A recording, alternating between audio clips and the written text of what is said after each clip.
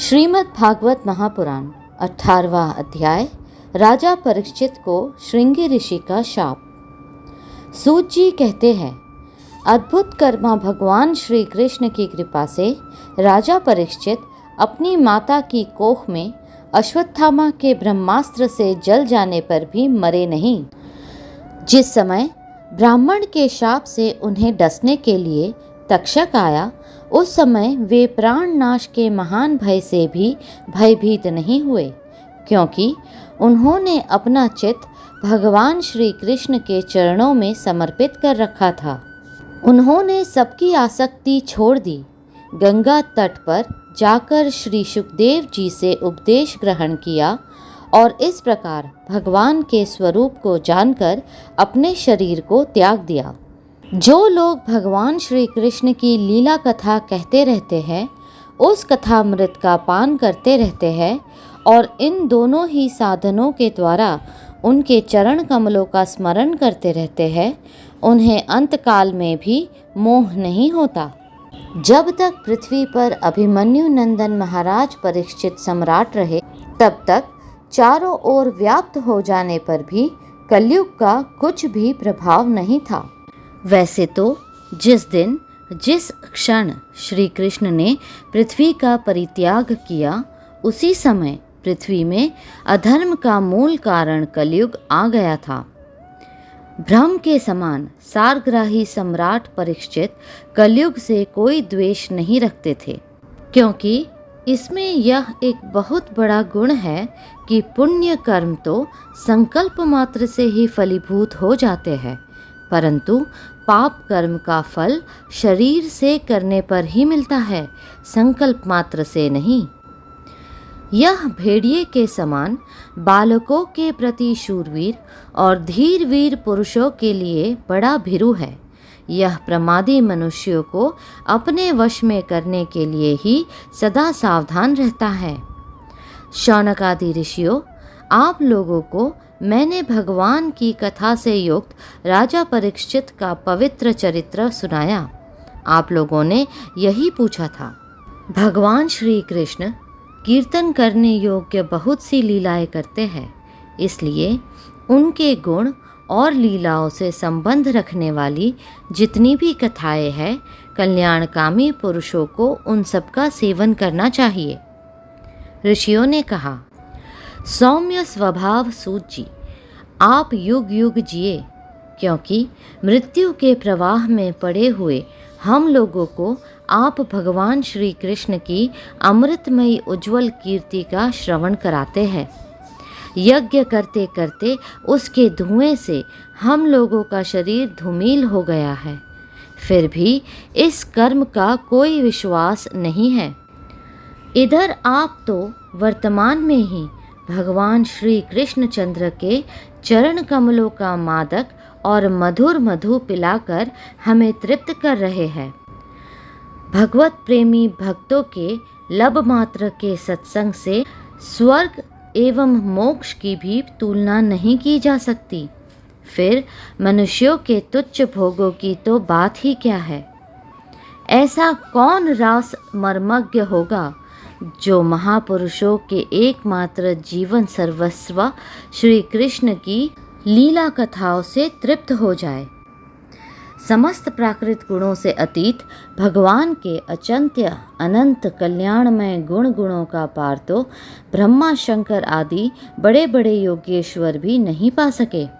विद्वान, आप भगवान को ही अपने जीवन का ध्रुव तारा मानते हैं, इसलिए आप सत्पुरुषों के एकमात्र आश्रय भगवान के उदार और विशुद्ध चरित्रों का हम श्रद्धालु श्रोताओं के लिए विस्तार से वर्णन कीजिए।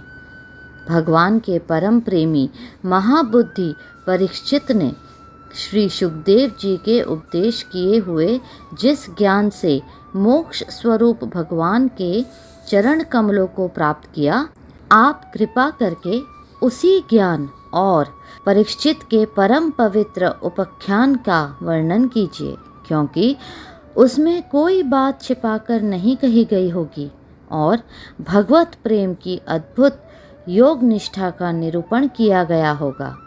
उसमें पद पद पर भगवान श्री कृष्ण की लीलाओं का वर्णन हुआ होगा। भगवान के प्यारे भक्तों को वैसा प्रसंग सुनने में बड़ा रस मिलता है। सूत जी कहते हैं, अहो, विलोम जाति में उत्पन्न होने पर भी महात्माओं की सेवा करने के कारण आज हमारा जन्म सफल हो गया, क्योंकि महापुरुषों के साथ बातचीत करने मात्र से ही नीच कुल में उत्पन्न होने की मनोव्यथा शीघ्र ही मिट जाती है। फिर उन लोगों की तो बात ही क्या है जो सत्पुरुषों के एकमात्र आश्रय भगवान का नाम लेते हैं। भगवान की शक्ति अनंत है, वे स्वयं अनंत है। वास्तव में उनके गुणों की अनंतता के कारण ही उन्हें अनंत कहा गया है। भगवान के गुणों की समता भी जब कोई नहीं कर सकता, तब उनसे बढ़कर तो कोई हो ही कैसे सकता है। उनके गुणों की यह विशेषता समझने के लिए इतना कह देना ही पर्याप्त है कि लक्ष्मी जी अपने को प्राप्त करने की इच्छा से प्रार्थना करने वाले ब्रह्मादि देवताओं को छोड़कर भगवान के न चाहने पर भी उनके चरण कमलों की रज का ही सेवन करती है। ब्रह्मा जी ने भगवान के चरणों का प्रक्षालन करने के लिए जो जल समर्पित किया था, वही उनके चरण नखों से निकलकर गंगा जी के रूप में प्रवाहित हुआ। यह जल महादेव जी सहित सारे जगत को पवित्र करता है। ऐसी अवस्था में त्रिभुवन में श्री कृष्ण के अतिरिक्त भगवंत शब्द का दूसरा और क्या अर्थ हो सकता है। जिनके प्रेम को प्राप्त करके धीर पुरुष बिना किसी हिचक के देह गेह आदि की दृढ़ आसक्ति को छोड़ देते हैं और उस अंतिम परमहंस आश्रम को स्वीकार करते हैं, जिसमें किसी को कष्ट न पहुंचाना और सब ओर से उपशांत हो जाना ही स्वधर्म होता है। सूर्य के समान प्रकाशमान महात्माओं, आप लोगों ने मुझसे जो कुछ पूछा है वह मैं अपनी समझ के अनुसार सुनाता हूँ। जैसे पक्षी अपनी शक्ति के अनुसार आकाश में उड़ते हैं, वैसे ही विद्वान लोग भी अपनी अपनी बुद्धि के अनुसार ही श्री कृष्ण की लीला का वर्णन करते हैं। एक दिन राजा परीक्षित धनुष लेकर वन में शिकार खेलने गए थे। हरिणों के पीछे दौड़ते दौड़ते वे थक गए और उन्हें बड़ी जोर की भूख और प्यास लगी। जब कहीं उन्हें कोई जलाशय नहीं मिला, तब वे पास के ही एक ऋषि के आश्रम में घुस गए। उन्होंने देखा कि वहाँ आंखें बंद करके शांत भाव से एक मुनि आसन पर बैठे हुए हैं। इंद्रिय, प्राण, मन और बुद्धि के निरुद्ध हो जाने से वे संसार से ऊपर उठ गए थे। जागृत, स्वप्न, सुषुप्ति तीनों अवस्थाओं से रहित निर्विकार ब्रह्मरूप तूर्य पद में वे स्थित थे। उनका शरीर बिखरी हुई जटाओं से और कृष्ण मृग चर्म से ढका हुआ था। राजा परीक्षित ने ऐसी ही अवस्था में उनसे जल मांगा, क्योंकि प्यास से उनका गला सूखा जा रहा था। जब राजा को वहाँ बैठने के लिए तिनके का आसन भी न मिला, किसी ने उन्हें भूमि पर भी बैठने को न कहा, अर्घ्य और आदर भरी मीठी बातें तो कहाँ से मिलती। तब अपने को अपमानित सा मानकर वे क्रोध के वश हो गए। शौनक जी, वे भूख प्यास से छटपटा रहे थे, इसलिए एकाएक उन्हें ब्राह्मण के प्रति ईर्ष्या और क्रोध हो आया। उनके जीवन में इस प्रकार का यह पहला ही अवसर था। वहाँ से लौटते समय उन्होंने क्रोधवश धनुष की नोक से एक मरा सांप उठाकर ऋषि के गले में डाल दिया और अपनी राजधानी में चले गए। उनके मन में यह बात आई कि इन्होंने जो अपने नेत्र बंद कर रखे हैं, सो क्या वास्तव में इन्होंने अपनी सारी इंद्रिय वृत्तियों का निरोध कर दिया है, अथवा इन राजाओं से हमारा क्या प्रयोजन है। यूँ सोचकर इन्होंने झूठ मूठ समाधि का ढोंग रच रखा है। उन शमिक मुनि का पुत्र बड़ा तेजस्वी था। वह दूसरे ऋषि कुमारों के साथ पास ही खेल रहा था। जब उस बालक ने सुना कि राजा ने मेरे पिता के साथ दुर्व्यवहार किया है, तब वह इस प्रकार कहने लगा, ये नरपति कहलाने वाले लोग उच्छिष्ट भोजी कौओं के समान संड मुसंड होकर कितना अन्याय करने लगे हैं।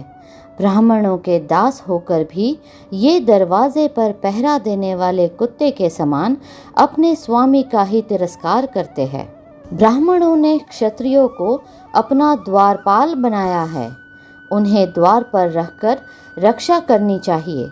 घर में घुसकर स्वामी के बर्तनों में खाने का उसे अधिकार नहीं है।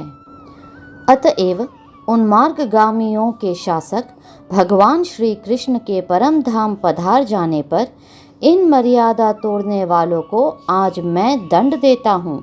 मेरा तपोबल देखो।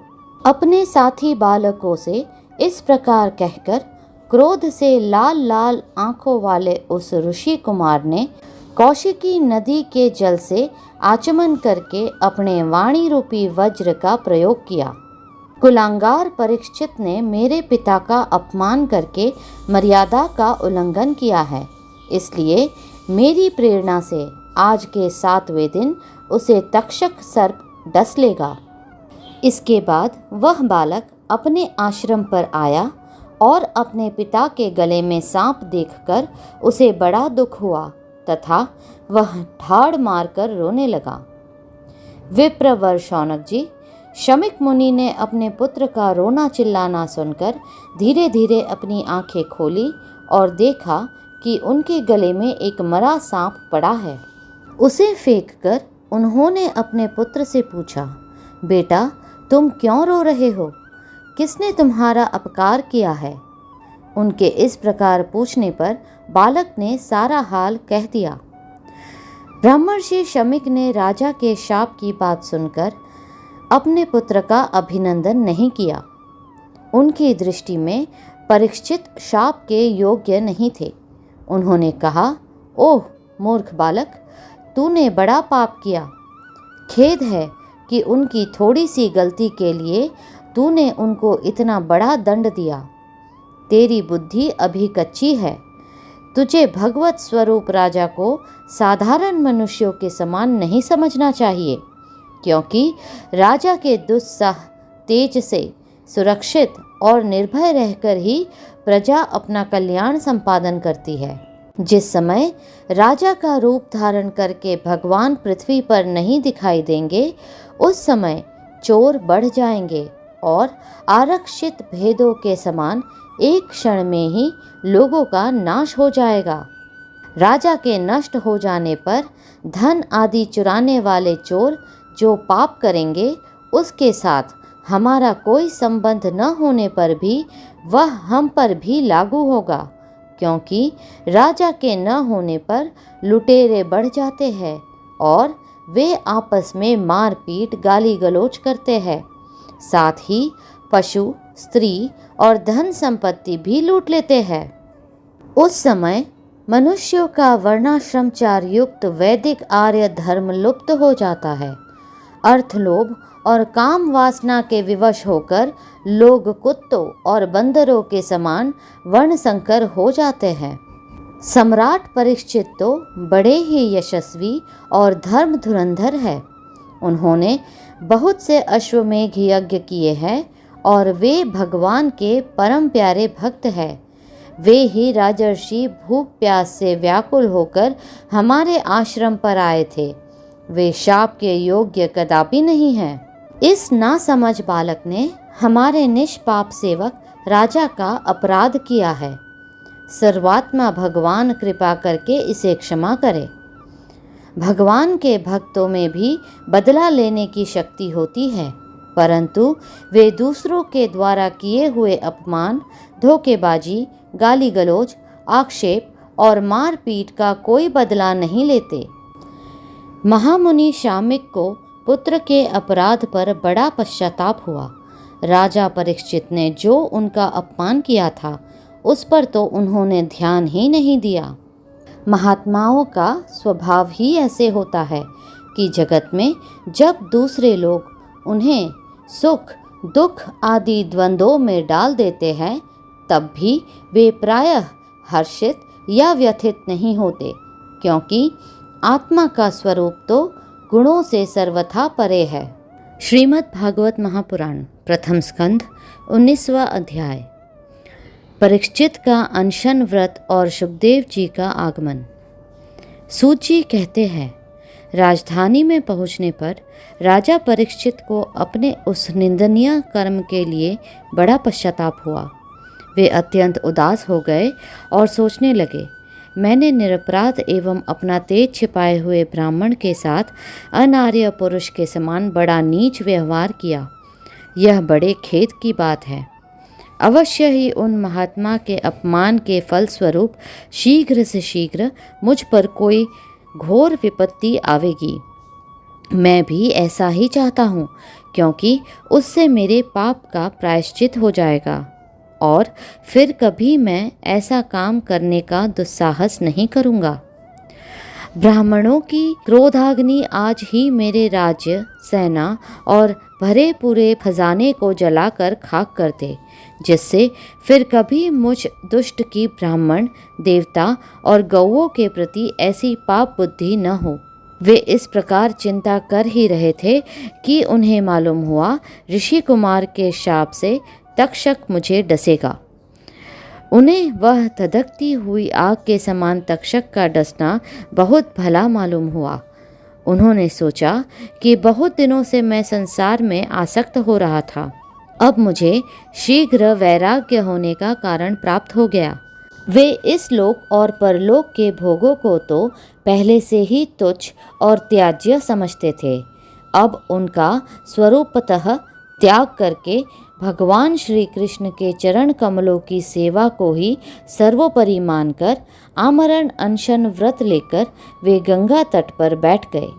गंगा जी का जल भगवान श्री कृष्ण के चरण कमलों का वह पराग लेकर प्रवाहित होता है जो श्रीमती तुलसी की गंध से मिश्रित है। यही कारण है कि वे लोकपालों के सहित ऊपर नीचे के समस्त लोगों को पवित्र करती है। कौन ऐसा मरणासन्न पुरुष होगा जो उनका सेवन न करेगा। इस प्रकार गंगा जी के तट पर आमरण अनशन का निश्चय करके उन्होंने समस्त आसक्तियों का परित्याग कर दिया और वे मुनियों का व्रत स्वीकार करके अनन्य भाव से श्री कृष्ण के चरण कमलों का ध्यान करने लगे। उस समय त्रिलोकी को पवित्र करने वाले बड़े बड़े महानुभाव ऋषि मुनि अपने शिष्यों के साथ वहां पधारे। संत जन प्रायः तीर्थ यात्रा के बहाने स्वयं उन तीर्थ स्थानों को ही पवित्र करते हैं। उस समय वहां पर अत्रि, वशिष्ठ, च्यवन, शरद्वान, अरिष्टनेमि, भृगु, अंगिरा, पराशर, विश्वामित्र, परशुराम, अतथ्य, इंद्रप्रमद, इद्मवाह, मेधातिथि, देवल, आर्ष्टिशेन, भारद्वाज, गौतम, पिप्लाद, मैत्रेय, और्व, कवश, अगस्त्य, भगवान व्यास, नारद तथा इनके अतिरिक्त और भी कई श्रेष्ठ देवर्षि, ब्रह्मर्षि तथा अरुणादि राजर्षि वर्यों का शुभागमन हुआ। इस प्रकार विभिन्न गोत्रों के मुख्य मुख्य ऋषियों को एकत्र देखकर राजा ने सबका यथा योग्य सत्कार किया और उनके चरणों पर सर रखकर वंदना की। जब सब लोग आराम से अपने अपने आसनों पर बैठ गए, तब महाराज परीक्षित ने उन्हें फिर से प्रणाम किया और उनके सामने खड़े होकर शुद्ध हृदय से अंजलि बांधकर वे जो कुछ करना चाहते थे उसे सुनाने लगे। राजा परीक्षित ने कहा, अहो, समस्त राजाओं में हम धन्य हैं, धन्यतम हैं, क्योंकि अपने शील स्वभाव के कारण हम आप महापुरुषों के कृपा पात्र बन गए हैं। राजवंश के लोग प्रायः निंदित कर्म करने के कारण ब्राह्मणों के चरण धोवन से दूर पड़ जाते हैं। यह कितने खेद की बात है। मैं राजा ही हूँ। निरंतर देह गेह में आसक्त रहने के कारण मैं भी पाप रूप ही हो गया हूँ। इसी से स्वयं भगवान ही ब्राह्मण के शाप के रूप में मुझ पर कृपा करने के लिए पधारे हैं। यह शाप वैराग्य उत्पन्न करने वाला है, क्योंकि इस प्रकार के शाप से संसार आसक्त पुरुष भयभीत होकर विरक्त हो जाया करते हैं। ब्राह्मणों, अब मैंने अपने चित्त को भगवान के चरणों में समर्पित कर दिया है। आप लोग और माँ गंगा जी शरणागत जानकर मुझ पर अनुग्रह करें। ब्राह्मण कुमार के शाप से प्रेरित कोई दूसरा कपट से तक्षक का रूप धरकर मुझे डसले अथवा स्वयं तक्षक आकर डसले, इसकी मुझे तनिक भी परवाह नहीं है। आप लोग कृपा करके भगवान की रसमयी लीलाओं का गायन करें। मैं आप ब्राह्मणों के चरणों में प्रणाम करके पुनः यही प्रार्थना करता हूँ कि मुझे कर्मवश चाहे जिस योनि में जन्म लेना पड़े, भगवान श्री कृष्ण के चरणों में मेरा अनुराग हो, उनके चरणाश्रित महात्माओं से विशेष प्रीति हो और जगत के समस्त प्राणियों के प्रति मेरी एक सी मैत्री रहे, ऐसा आप आशीर्वाद दीजिए। महाराज परीक्षित परम धीर थे। वे ऐसा दृढ़ निश्चय करके गंगा जी के दक्षिण तट पर पूर्वाग्र कुशों के आसन पर उत्तर मुख होकर बैठ गए। राजकाज का भार तो उन्होंने पहले ही अपने पुत्र जन्मेजय को सौंप दिया था। पृथ्वी के एक छत्र सम्राट परीक्षित जब इस प्रकार आमरण अनशन का निश्चय करके बैठ गए, तब आकाश में स्थित देवता लोग बड़े आनंद से उनकी प्रशंसा करते हुए वहां पृथ्वी पर पुष्पों की वर्षा करने लगे तथा उनके नगाड़े बार बार बजने लगे। सभी उपस्थित महर्षियों ने परीक्षित के निश्चय की प्रशंसा की और साधु साधु कहकर उनका अनुमोदन किया। ऋषि लोग तो स्वभाव से ही लोगों पर अनुग्रह की वर्षा करते रहते हैं। यही नहीं, उनकी सारी शक्ति लोग पर कृपा करने के लिए ही होती है। उन लोगों ने भगवान श्री कृष्ण के गुणों से प्रभावित परीक्षित के प्रति उनके अनुरूप वचन कहे।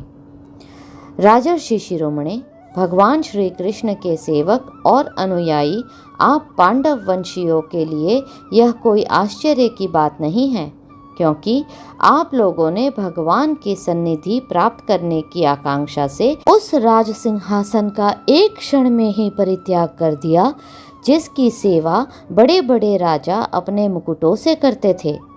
हम सब तब तक यहीं रहेंगे जब तक ये भगवान के परम भक्त परीक्षित अपने नश्वर शरीर को छोड़कर माया दोष एवं शोक से रहित भगवत धाम में नहीं चले जाते। ऋषियों के ये वचन बड़े ही मधुर, गंभीर, सत्य और संत से युक्त थे। उन्हें सुनकर राजा परीक्षित ने उन योग युक्त मुनियों का अभिनंदन किया और भगवान के मनोहर चरित्र सुनने की इच्छा से ऋषियों से प्रार्थना की। महात्माओं, आप सभी सब ओर से यहाँ पधारे हैं। आप सत्यलोक में रहने वाले मूर्तिमान वेदों के समान हैं।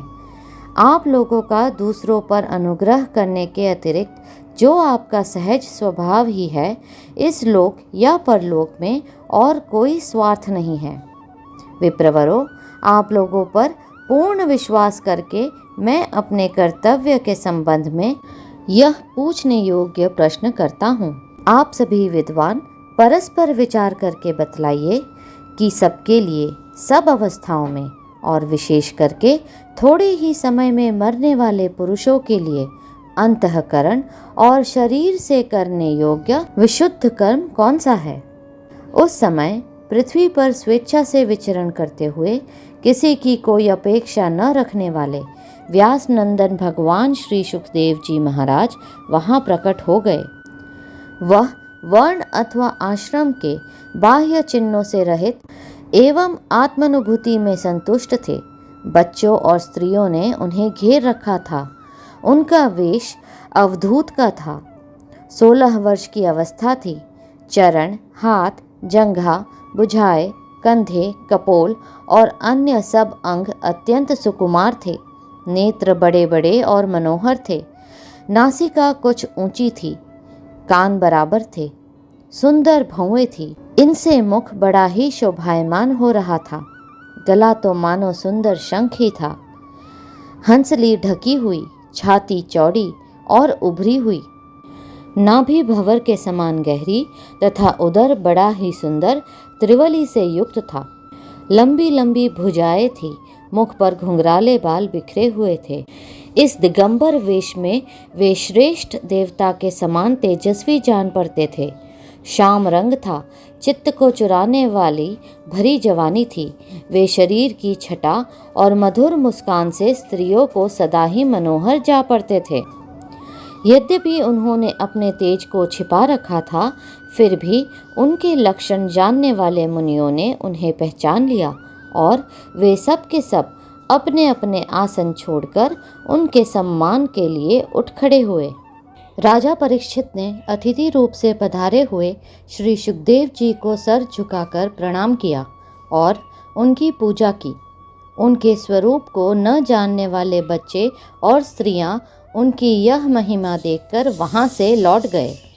सबके द्वारा सम्मानित होकर श्री सुखदेव जी श्रेष्ठ आसन पर विराजमान हुए। ग्रह नक्षत्र और तारों से घिरे हुए चंद्रमा के समान ब्रह्मर्षि, देवर्षि और राजर्षियों के समूह से आवृत श्री सुखदेव जी अत्यंत शोभायमान हुए। वास्तव में वे महात्माओं के भी आदरणीय थे। जब प्रखर बुद्धि श्री सुखदेव जी शांत भाव से बैठ गए, तब भगवान के परम भक्त परीक्षित ने उनके समीप आकर और चरणों पर सर रखकर प्रणाम किया। फिर खड़े होकर हाथ जोड़कर नमस्कार किया। उसके पश्चात बड़ी मधुर वाणी से उनसे यह पूछा।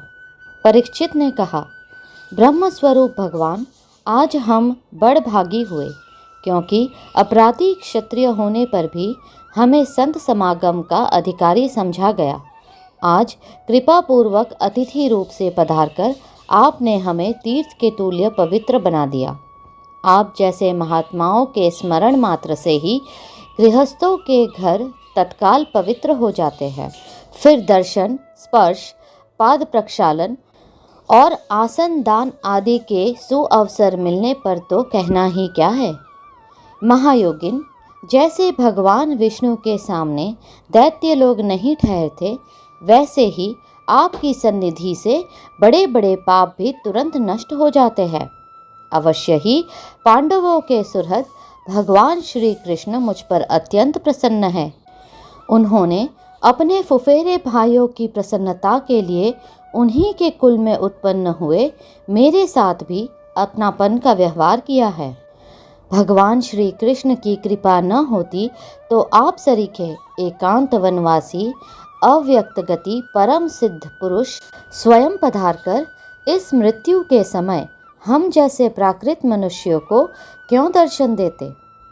आप योगियों के परम गुरु हैं, इसलिए मैं आपसे परम सिद्धि के स्वरूप और साधन के संबंध में प्रश्न कर रहा हूँ। जो पुरुष सर्वथा मरणासन्न है, उसको क्या करना चाहिए? भगवान, साथ ही यह भी बतलाइए कि मनुष्य मात्र को क्या करना चाहिए। वे किसका श्रवण, किसका जप, किसका स्मरण और किसका भजन करे तथा किसका त्याग करे। भगवत स्वरूप मुनिवर, आपका दर्शन अत्यंत दुर्लभ है, क्योंकि जितनी देर एक गाय दूही जाती है, गृहस्थों के घर पर उतनी देर भी तो आप नहीं ठहरते। सूत जी कहते हैं, जब राजा ने बड़ी ही मधुर वाणी में इस प्रकार संभाषण एवं प्रश्न किए, तब समस्त धर्मों के मर्मज्ञ व्यास नंदन भगवान श्री सुखदेव जी उनका उत्तर देने लगे। इति प्रथम स्कंद समाप्त। हरिओम तत्सत। शांति शांति।